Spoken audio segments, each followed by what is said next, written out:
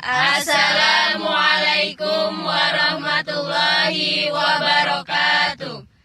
Kami dari kelompok 1 Fisika A 2014 IAIN Raden Intan Lampung. Saya Abdi Novianto. Saya Anissa Nur Afida. Saya Gita Ayu Larasati. Saya Mela Puspita. Saya Nur Aini Nadiro. Dan saya Rihal Hadi Maulana. Di sini kami akan menyampaikan materi tentang penjelasan atomis dari bahan dielektrik. Bahan dielektrik adalah bahan non-konduktor atau bahan yang tidak baik menghantarkan listrik. Biasa disebut isolator, seperti karet, gelas, kertas lilin, dan lain sebagainya.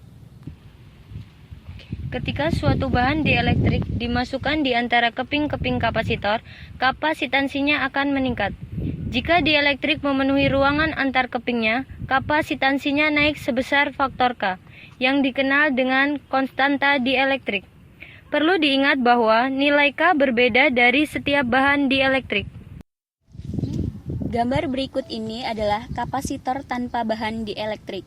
Ketika kapasitor tanpa dimasukkan bahan dielektrik dan diukur dengan menggunakan voltmeter, maka nilai tegangannya menjadi delta V0. Gambar selanjutnya, kapasitor dengan adanya bahan dielektrik. Ketika kapasitor dengan adanya bahan dielektrik dan diukur dengan menggunakan voltmeter, maka nilai tegangannya menjadi delta V0 per K.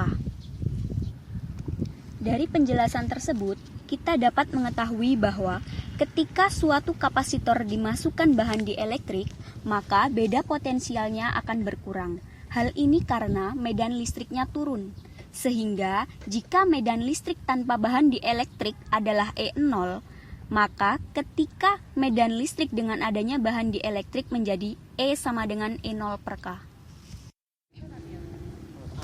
Pertama-tama, mari kita memperhatikan suatu dielektrik yang terbuat dari molekul polar dan ditempatkan dalam medan listrik di antara keping-keping kapasitor.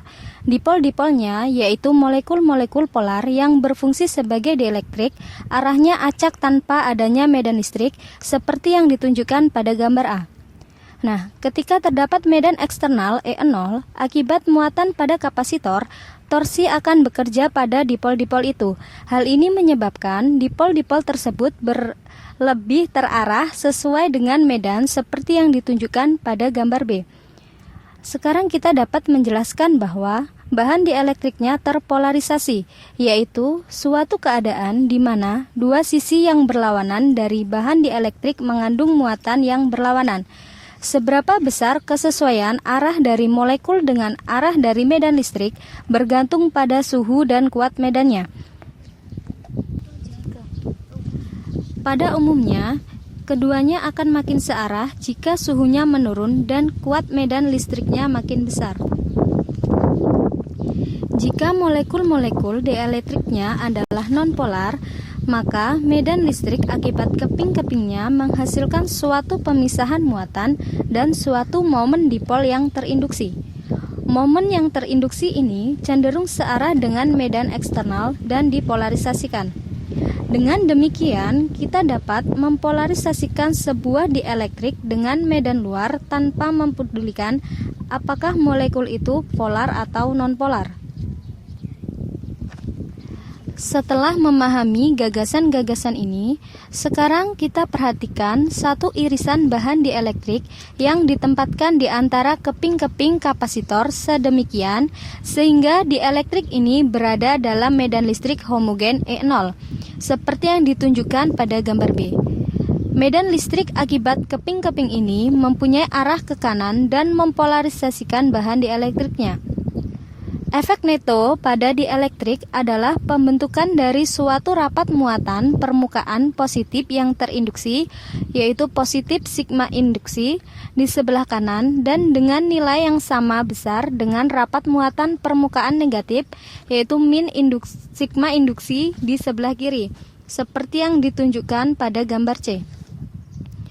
Oleh karena kita dapat memodelkan distribusi muatan permukaan ini sebagai akibat keping-keping sejajar, maka muatan-muatan permukaan yang terinduksi pada dielektrik menimbulkan medan listrik terinduksi E induksi dengan arah yang berbeda dengan medan eksternal E0. Oleh karena itu, medan listrik neto E dalam dielektrik bernilai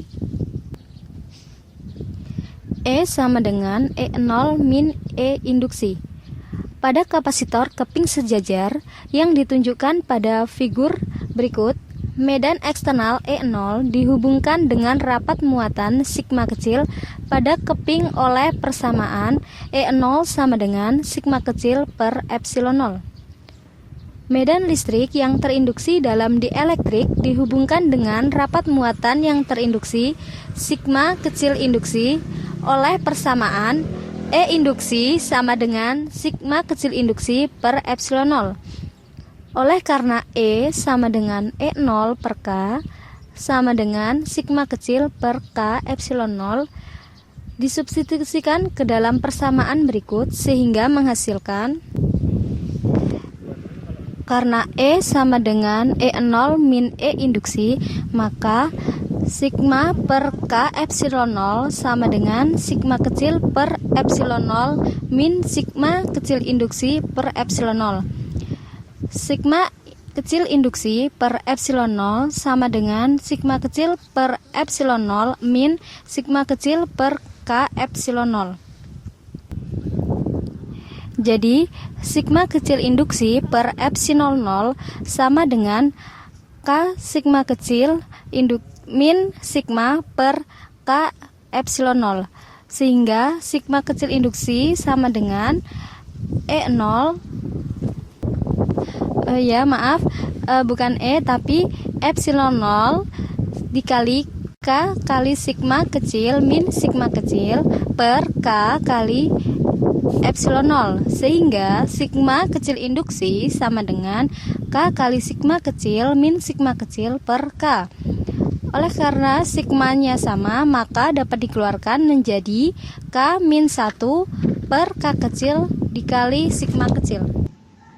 Oleh karena K lebih besar daripada 1, persamaan ini menunjukkan bahwa rapat muatan yang terinduksi oleh sigma kecil induksi pada dielektrik lebih kecil jika dibandingkan rapat muatan sigma kecil pada keping.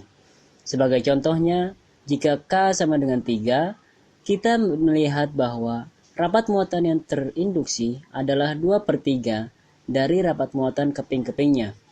Jika tidak ada dielektrik, maka K sama dengan 1 dan sigma kecil induksi sama dengan 0. Akan tetapi, jika dielektrik digantikan oleh konduktor listrik dengan E sama dengan 0, maka E0 sama dengan E induksi, sebanding dengan sigma kecil induksi sama dengan sigma kecil.